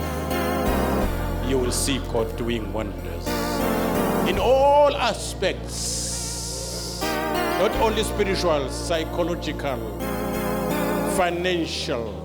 The anointing is permeating and penetrating all the corners. Hallelujah, to the glory of his name. To the glory of his name. In the name of Jesus. In the name of Jesus.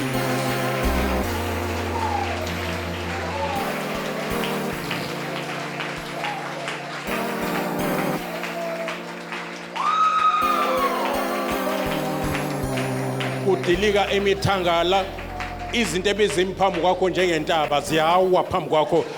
This is the word of the Lord, bazalwane. This is a special word from the heart of God, from the mind of God. God cannot lie. Exactly. He cannot lie. All the days of your life, no devil can stand against you and prevail. You are unstoppable as from now. Izinto bezikuluma emzimbeni zikudla sekuba amahlala khona kuphelile right now in the name of Jesus. Kuphele nya! Kuphele nya! Woo! Kuphele nya egama lika Jesu. Kuyaphela. Kuyasha egama lika Jesu Kristu waseNazaretha.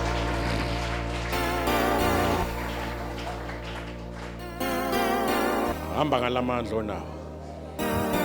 Usindise isizwe sakini. Amathubo watholayo. I can see your hands. Can you raise your hands? Can you, all of you, raise your hands? I see fire.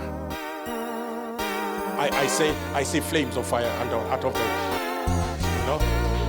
I see flames of fire. I see fire out of your eyes right now. Your eyes will penetrate and see things like X-ray, because the anointing is upon you. You will send some fiery words, even overseas, film to overseas. Utibek is sondezi phone and send a word to heal him, because the word of God knows no distance. It's not confined within times and space. Let's put our hands together and give him all the glory.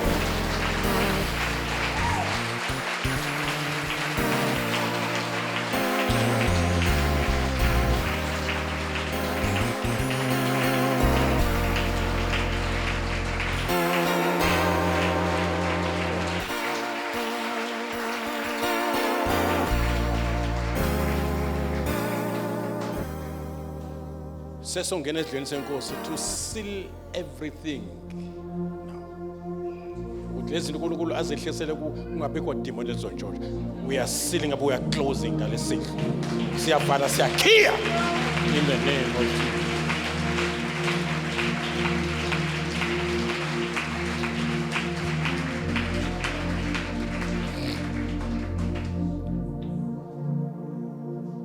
Ngithema ngifunda ivesi phezulu izwi lenkosi actually.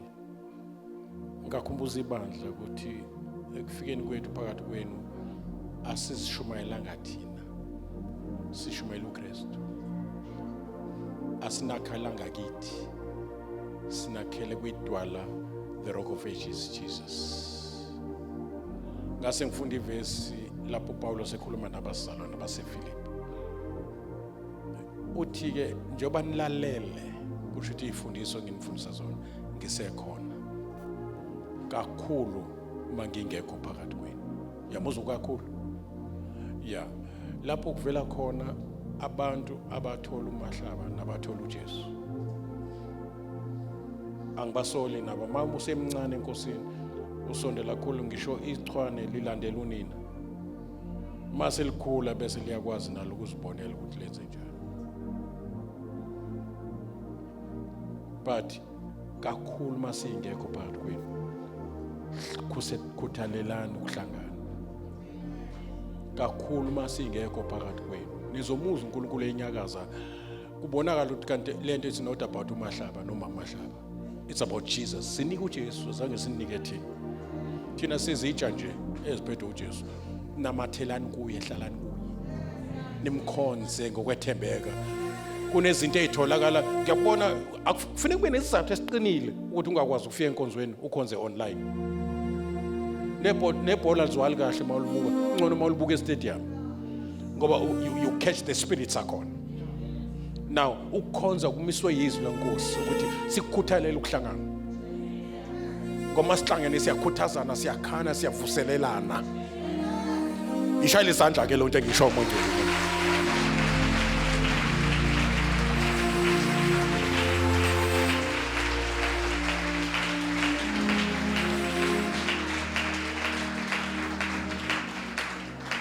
siyambonga uNkulunkulu ngeleadership uNkulunkulu asibusise ngayo bashayela izandla labazalwane. It's not easy.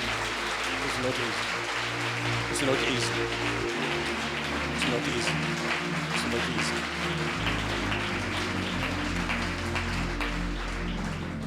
Manike yonke inhlonipho abayideservayo uNkulunkulu abanike yona. Bengathi sikhona singekho. Ngokwenze njalo uNkulunkulu uyokwengeza kini izinto ezinhle zodwa. It's not about us, it's about Jesus. We can be seated in his presence and then sicela ubaba bese phambili ngokusheshsha ngenxa isikhathi. Siyambonga uNkulunkulu kakhulu nobe gula la nobe ngazi ukuthi umsebenzi uyothola makwenze njani. uNkulunkulu anointing iglory kaNkulunkulu mayisefikile ibheka nezinto ongazange uyicela. uNkulunkulu wethu wenza nangaphezulu kokucela kwethu. Because ngiyafuna siyibambele imfihlakalo wemthimkhulu. Siyibambe imfihlakalo yokuthi let's delight ourselves in the Lord, then he will give us the desires of our hearts. Kwesikhathi ngesikhathi sibhizi ngoNkulunkulu sisithokoza ngayo uyabheka yena ukuthi sidingana. Izindaba ke sikhuthale nje uzojabula nje sijabula ngisho emakhorasini kungabe ichorus nje kube yikhali futhi kube isihlalo la uNkulunkulu ehlala khona uhlala endumisweni kube isikhala zosebenzisa ukushaya into zethu thina sidumisa yena athatha indumiso awushaya amadimoni ngayo ngoba masidumisa suke sempini kuyaliwa. Malibonga igama lenkosi.